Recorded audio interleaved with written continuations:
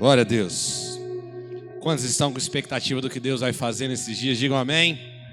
Glória a Deus. Queridos, o ano que vem será o ano do refrigério, amém? Só que para nós usufruirmos do nosso refrigério, é necessário às vezes passar por algumas provas. E foi isso que foi falado hoje no Mega Líderes lá em Pouso Alegre. Mas nós estamos na nossa série de palavras, metas e versos. Fala para o seu irmão, metas e versos. Queridos, como eu expliquei na semana passada, metas tem a ver com planejar o ano. Todos nós planejamos, todos nós fazemos os nossos livros dos sonhos no dia 31, na virada do dia 31 para o dia 1º. Todos nós planejamos, todos nós traçamos metas, mas o que faz com que essas metas se cumpram dentro do propósito que Deus tem para as nossas vidas é justamente o propósito divino. Então, quando nós atrelamos o nosso planejar humano com o propósito divino, o sobrenatural acontece. Amém? Semana passada nós falamos sobre o que? Vocês lembram? Sobre secreto. Fala, seu irmão, secreto. É sobre secreto. É sobre termos o nosso lugar com Deus, aonde nós nos achegamos com Ele, aonde nós falamos com Ele, aonde nós sabemos qual é a melhor posição para o nosso joelho ficar, ou para nós deitarmos, ou para nós sentarmos. É naquele lugarzinho que nós sabemos que Deus vai falar conosco. É sobre o secreto, aquele lugar onde nós temos intimidade. Eu lembro quando eu morava com a minha avó, na casa da minha avó, o sofá que tinha lá era diferente do meu sofá. O meu sofá é um sofá inteiro, mas o sofá da minha avó, ela tinha duas repartições. Era um sofá que tinha 3 assentos e do lado da parede ficava 2 assentos. E quando eu estava na casa da minha avó, todo mundo sentava no sofá de 3 assentos, porque todo mundo sabia que eu gostava de sentar lá e meio que deitar apoiando as costas no assento. Aquele sofá era o meu lugar, aquele sofá era o lugar onde eu comia, onde eu dormia, onde eu escutava música, onde eu assistia televisão. Eu tinha o meu lugar, onde eu me sentia confortável, onde eu me sentia pertencente a um lugar. Aquele sofá, ele tinha até os buracos aonde eu ficava. O buraco das minhas costas, o buraco da minha cabeça, Juninho. Sofá velho, você vai sentando, ele vai afundando, não é na verdade, Juninho? Aquele sofá, ele tem aquela posição. Quando uma pessoa senta numa posição diferente de um sofá que está muito antigo, ele está falando para aquela pessoa, não senta aí não, senta no outro lugar, porque esse lugar é do Juninho, esse lugar é da Marina, esse lugar é do Bruno. E o secreto é sobre isso, é sobre você ter um lugar onde você sabe que aquele lugar é seu lugar. E aonde vou colocar o joelho naquele lugar vai acontecer algo diferente, vai acontecer algo sobrenatural. Amém? E queridos, essa série de palavras, ela tem como objetivo que nós possamos estar com o coração no altar e a caneta na mão. Amém? Quando nós estamos com o coração no altar, significa que nós estamos sensíveis para ouvir a voz de Deus. E aonde ouvimos a voz de Deus? No nosso lugar secreto. Então, coração no altar, ouvido sensível a ouvir a voz de Deus. Só que não basta você ter ouvido sensível, você tem que ter a caneta na mão. Mas na sua mão? Não. Na mão de Deus. Você tem um ouvido sensível. E quando você vai escrever aquilo que Deus está te passando, muitas vezes você coloca as suas vontades. Mas quando você deixa a caneta na mão de Deus, Ele fala ao seu ouvido e Ele escreve aquilo que Ele quer escrever. Amém? Então, querido, não é sobre perfeição. Fala para o seu irmão, não é sobre perfeição. É sobre processo. Fala para o seu irmão, não é sobre tudo dar certo, é sobre continuar, mesmo quando tudo pareça dar errado. Então não é sobre perfeição, é sobre o processo, é sobre continuar, mesmo quando tudo parece dar errado. É saber que Deus tem um propósito, e quando Deus tem um propósito, Ele quer nos ensinar, e é nesse processo que nós podemos usufruir desse ensinamento. Amém? Eu estava comentando com o Tiago hoje, quando a gente estava indo para Pouso Alegre, que Deus, quando Ele quer fazer uma mudança nas nossas vidas, Ele nos tira da nossa zona de conforto e coloca numa posição desfavorável, para que nós não tenhamos outra opção a se não aceitar aquilo que Ele tem para nós. Vou te dar um exemplo. Imagina que alguém chegasse para José e falasse que ele seria o governador do Egito quando ele ainda morava com seu pai. Será que ele gostaria de ser o governador do Egito? Com certeza. Amém? A posição de ser governador do Egito, naturalmente falando, é mais importante do que ser filho de Jacó. Mas se falasse para ele que ele teria que passar por um processo, ele gostaria de ser o governador do Egito? Jamais. Deus não pode falar para a gente o que ele vai fazer na nossa vida, porque senão nós não vamos querer. Porque quando nós entendermos o processo que Deus tem para as nossas vidas, nós vamos falar, não quero. Valeu, estou bem aqui, tudo certo. Dá um tchau para Deus e vai embora. Então muitas vezes Deus vai precisar chacoalhar a sua vida. E quando Ele chacoalhar a sua vida, Ele vai chacoalhar para que você não tenha outra opção, senão a aceitar a proposta dEle. Jesus vira para Jeremias e fala, você quer ser meu profeta? No momento onde ele não tinha outra opção a aceitar. Deus vai te deixar sem opções para que você aceite o chamado dele para a sua vida. Amém? E hoje, querido, o nosso foco é família. Fala para o seu irmão. Semana passada, secreto. Essa semana, família. Por que família? Porque nós estamos reconstruindo tudo aquilo que nós deixamos de lado durante o ano de 2025. Para entrar 2026 com o coração no altar e com a caneta nas mãos de Deus. E a família é um propósito de Deus. Quando você foi criado no ventre da sua mãe, escolhido na eternidade, Jesus te conheceu e achou importante te criar, te colocou no ventre da sua mãe. No ventre da sua mãe, Ele te consagrou. E além de te consagrar, Ele te constituiu por um decreto como profeta do Senhor. Nesse caminho traçado, Ele colocou a família na sua vida. Fala para o seu irmão assim, você é grato pela sua família? O que ele respondeu aí? Glória a Deus. E em Josué, capítulo 24, versículo 15. Josué, capítulo 24, versículo 15, fala assim: porém, se vos parece mal aos vossos olhos servir ao Senhor, escolhei hoje a quem servais, se os deuses a quem serviram vossos pais, que estavam da além do rio, ou os deuses dos amorreus, em cujas terras habitas. Porém, eu e minha casa serviremos ao Senhor. Queridos, o livro de Josué encerra a conquista do povo de Deus na terra prometida, na terra de Canaã. E após a conquista, Josué reúne agora idoso Israel em Siquém. E ele fala assim para vocês, ele fala assim para o povo assim, ó: parece mal aos vossos olhos servir ao Senhor? Está difícil para vocês servir ao Senhor? Então escolhe os deuses dos seus antepassados que adoraram os deuses do Egito, ou escolhe os deuses agora que é do povo dos amorreus.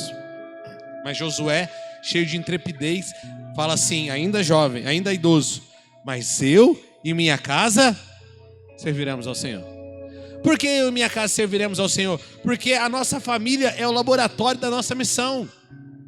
A nossa família é tão importante que eu fico imaginando quando o Juninho tem acontece alguma coisa, Juninho. Primeira coisa que você chega, quando acontece alguma coisa na sua vida, você vai contar pra quem?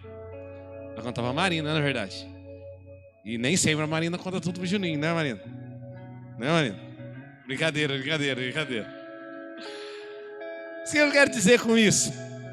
Quando nós estamos com algum propósito, com algum projeto, ou quando alguma adversidade bateu na porta, ou quando alguma coisa está acontecendo conosco, que está nos deixando aflito, ou está nos deixando feliz, para quem nós queremos compartilhar no primeiro momento? É com a nossa família.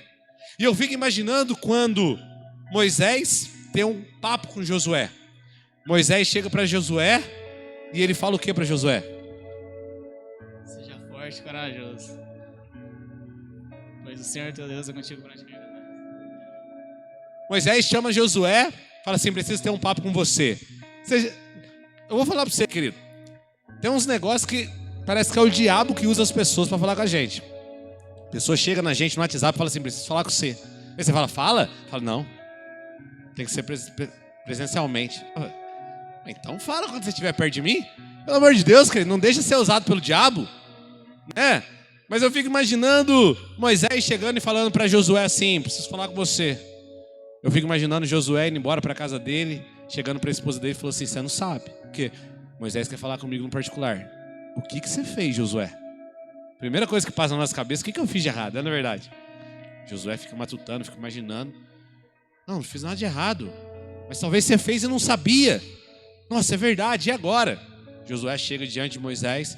Moisés vira para ele e fala assim: seja forte e corajoso, porque o Senhor teu Deus é contigo por onde quer que andares. Eu imagino que aquilo entra dentro do coração de Josué e ele fala assim: cara, Deus mandou o meu líder falar para mim ser forte e corajoso, porque aonde eu for, ele estará comigo. Eu fico imaginando Josué chegando na família dele: você não sabe o que era. Sabe o que ele falou para mim? Depois eu falo para você. Não, ele falou para a família dele, ele falou: Deus falou que ele é comigo, então se ele é comigo, ele é conosco, porque nós somos uma família, um só lugar, um só povo, um só coração. E depois de velho, depois de realmente o Senhor ter cumprido a promessa de ter estado com ele em todos os lugares onde ele pisou a planta dos seus pés, ele olha para um povo, e quando ele olha para esse povo, ele vê um povo que está com o coração endurecido, e ele vira para o povo e fala assim: é difícil servir ao Senhor? Fala para o seu irmão: é difícil servir ao Senhor? Aí ele fala assim: se é difícil, escolhe quem vocês querem servir, se é os deuses da terra ao qual você habita, ou dos que você habitou, mas eu e a minha casa serviremos ao Senhor. Então a nossa família é o laboratório da nossa missão. O nosso primeiro campo missionário do reino é a nossa família. Fala para o seu irmão: quer ser missionário? Cuide da sua família. Queridos, antes de uma nação santa, Deus formou famílias consagradas. Primeiro campo missionário é a nossa família. Antes de Deus formar uma geração santa, Ele forma famílias consagradas. E antes de um ministério público, Ele edifica um altar doméstico. Quando às vezes eu estou preparando alguma palavra, eu falo com a Dani para ver como é que está a minha palavra. Ela nem percebe às vezes. Às vezes quando ela nem dá bola, eu falo assim: eu acho que essa palavra não vai ser legal. Agora quando ela para e presta atenção no que eu estou falando, que é raramente isso acontece. O Daniel é o tipo de pessoa que eu estou falando com ela, fala: então chega logo não vai. Mas às vezes quando eu estou falando com ela alguma coisa de Deus, e ela para, começa a olhar no fundo do meu olho, presta atenção no que eu estou falando, eu falo: não, esse é o caminho. Então é dentro da minha casa que eu edifico um altar, e antes de falar publicamente, eu falo dentro da minha família aquilo que Deus está falando no meu coração, para que isso possa ser algo vivo dentro da minha família. Fala para o seu irmão: família é de Deus. E eu queria abordar com vocês 3 pontos hoje. O primeiro é: família é o lugar de adoração. Queria que vocês abrissem em Gênesis capítulo 12, versículo 7.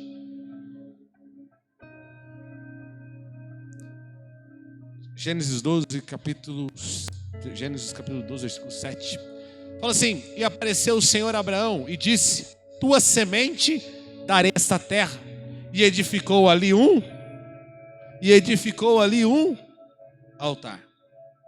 Queridos, Abraão não constrói templos, ele constrói altar, porque ele aprendeu que na tenda ele coloca tudo aquilo que Deus deu para ele, mas no altar ele coloca tudo aquilo que Deus deu para ele de volta para Deus. Fala assim pro seu irmão: tenda, altar. Fala de novo: tenda, altar. Cada altar representa um marco dentro da nossa família. Quando nós temos um altar dentro da nossa casa, dentro da nossa família, isso mostra que Deus é conosco. Eu não sei se eu vou me recordar, mas acho que foi você que falou para mim uma vez, não é, Juninho? Que todo domingo você ora com as crianças, não é? Alguma coisa assim? Como que é mesmo? Vocês antes de ir tomar café, como é que é? Acorda, junta todo mundo e ora. Lá na cama, todo mundo na sua cama, a renca toda. No primeiro momento isso pode parecer algo que talvez você não veja uma luz entrando no seu quarto, uma pomba entrando com a voz do Cid Moreira falando no seu coração.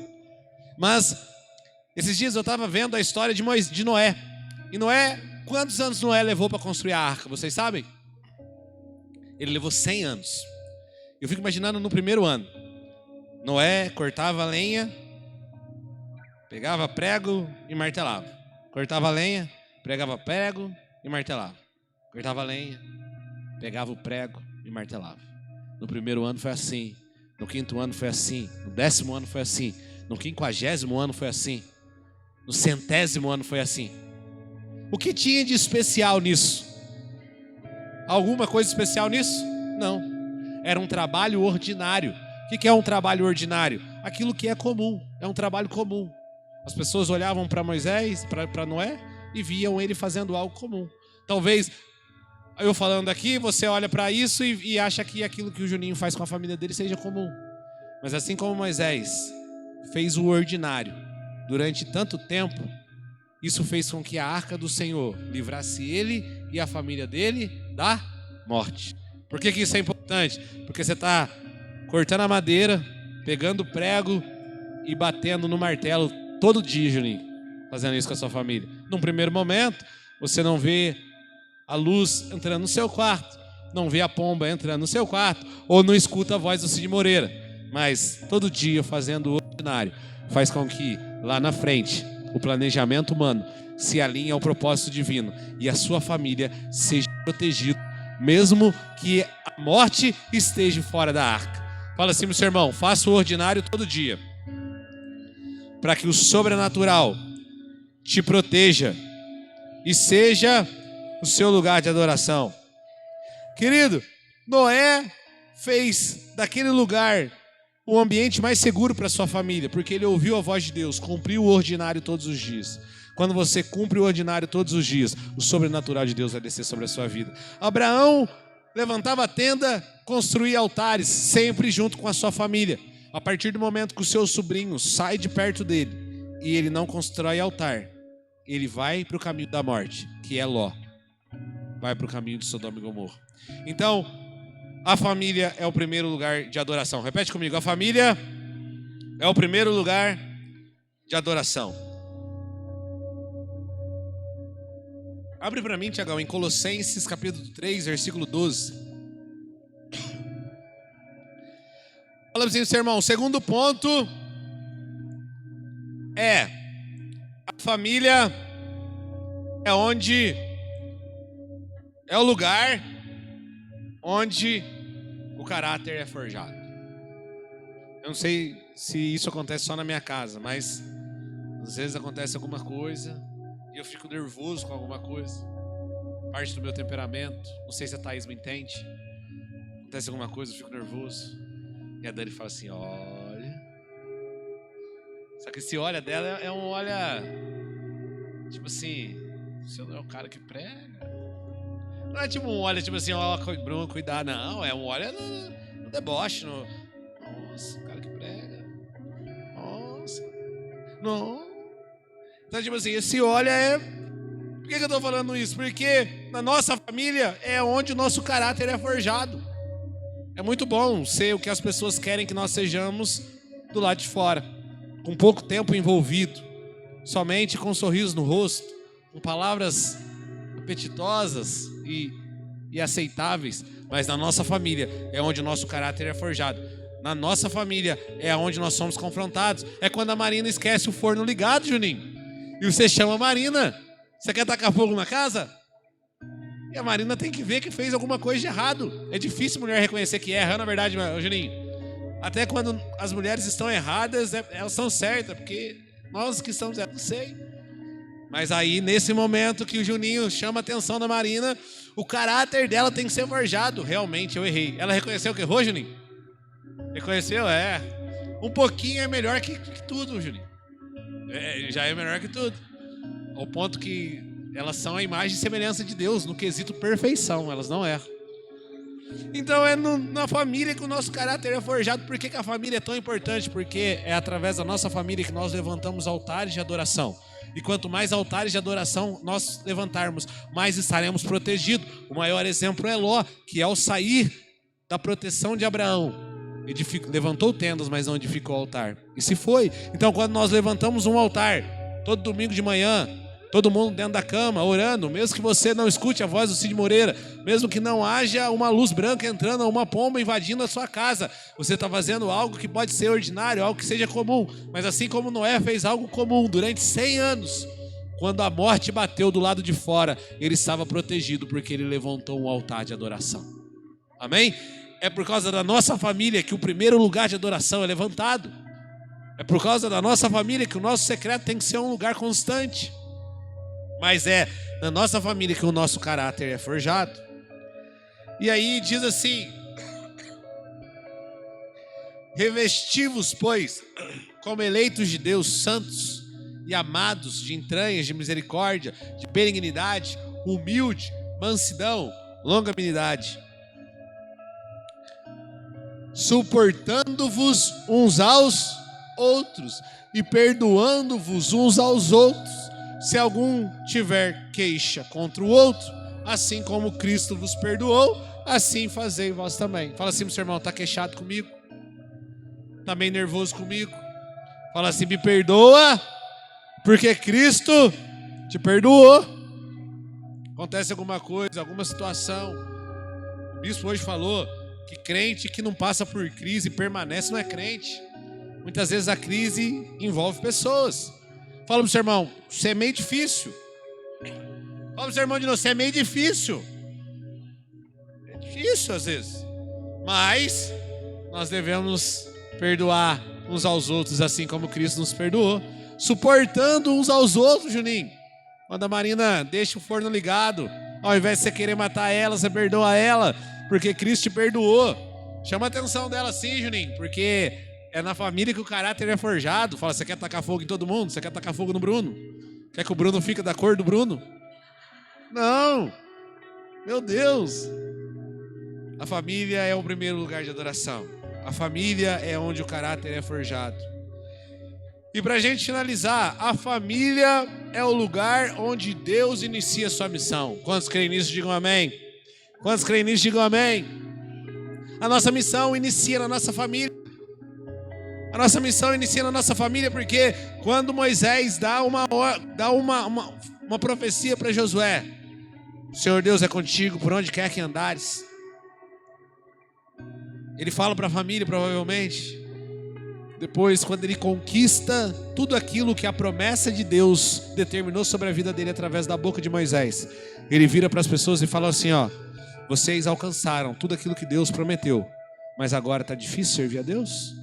Então escolhe quais deuses vocês querem servir, se é o do Egito ou daqui de Canaã, mas eu e a minha casa serviremos a Deus.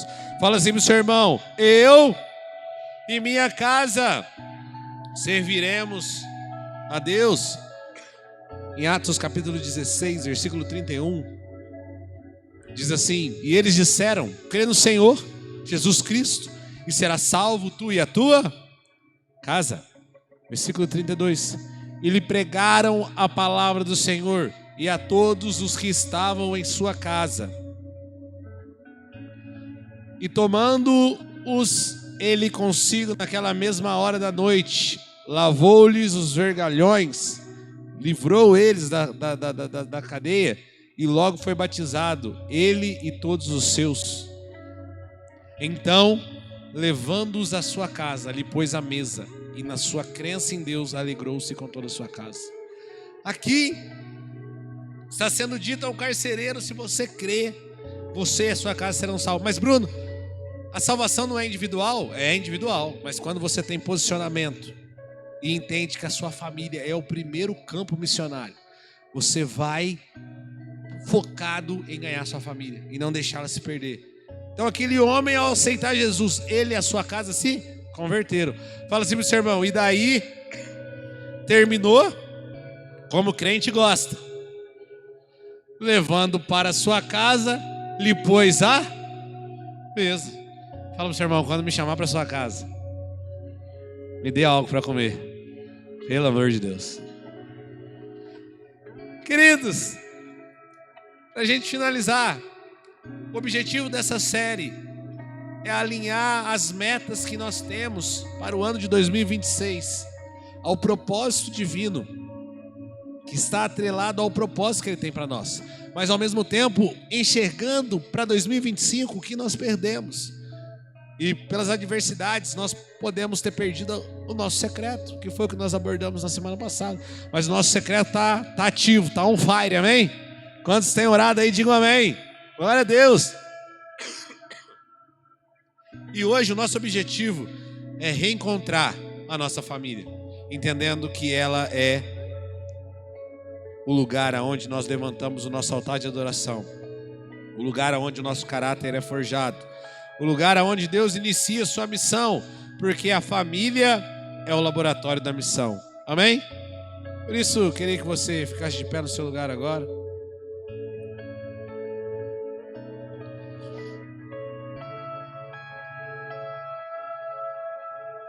Querido, a missão que Deus tem para as nossas vidas começa no endereço onde você mora. Muitas pessoas querem ir fazer missões na África, em diversos outros países, não estou falando que isso está errado, mas a missão que Deus tem para nós começa no endereço onde nós moramos. E isso é poderoso, amém? Por isso eu queria que você fechasse seus olhos agora e começasse a orar a Deus, agradecendo pela família maravilhosa que você tem, falando para Deus: Senhor Deus, eu quero te agradecer, porque por mais que a minha família não é perfeita, não é sobre perfeição, é sobre processo. Por mais que a minha família não foi uma família perfeita para mim, eu sei que pelo processo do aprendizado que eu tive, eu me transformei em quem sou hoje. Agradeça a Deus pela sua família, não por ela ser uma família perfeita, porque não é sobre perfeição, é sobre processo. Agradeça a Deus porque através da sua família hoje você está aqui de alguma forma. Talvez, se você ainda não é casado, você está aqui porque alguma coisa aconteceu para que tudo isso gerasse ao favor de você estar aqui. Talvez, se você é casado, você permanece fiel ao Senhor por causa da sua família. Agradeça a Deus pela sua família. Fale para Deus: Deus, quero te agradecer pela minha família. Quero te agradecer porque é pela minha família que o meu secreto também está ativo. É pela minha família que eu luto todos os dias, porque eu entendo que a minha família é um propósito que o Senhor colocou na minha vida. É uma dádiva, é um presente. Comece a orar a Deus agora, comece a agradecer ao Senhor pela sua família.